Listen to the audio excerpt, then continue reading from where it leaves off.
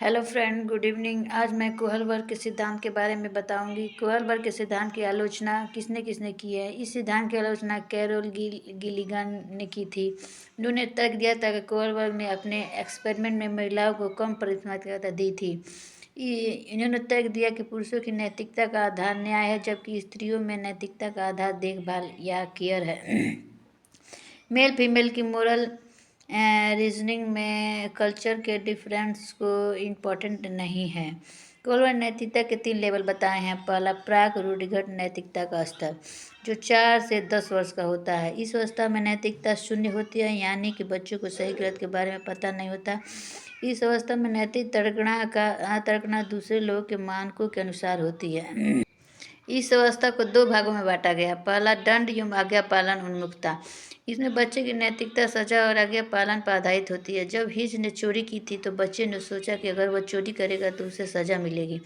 दूसरा, साधनात्मक सापेक्षता तथा उन्मुखता। इस अवस्था को जैसे को तैसा भी कहा जाता है, क्योंकि इसमें जैसा व्यवहार कोई उसके साथ करता है वैसा खुद वो बच्चा करता है। एक बच्चे ने दूसरे को पेंसिल तोड़ी तो दूसरे ने भी उसका पेंसिल तोड़ दिया।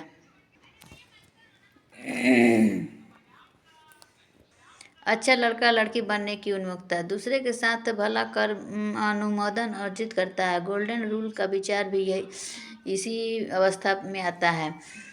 कानून या सामाजिक व्यवस्था उन्मुखता, इसमें बच्चा कानून तथा सामाजिक व्यवस्था को बनाए रखने की भावना विकसित करता है, क्योंकि उसके पापा का एक्सीडेंट हो गया था रेड लाइट पार करते हुए, इसलिए वो ऐसा कभी नहीं करेगा। तीसरा है उत्तर रूढ़िगत नैतिकता, 13 वर्ष से ऊपर। इसे डिसीजंस खुद से लिए जाते हैं, ना कि समाज के जरिए कि सही गलत क्या है। इसके भी 2 भाग बताए गए हैं। सामाजिक अनुबंधन उन्मुखता, इसमें किशोर यह मानते हैं कि नियम लोगों के भले के लिए, अगर किसी नियम से किसी का नुकसान होता है तो वैसे नियम को तोड़ देना चाहिए।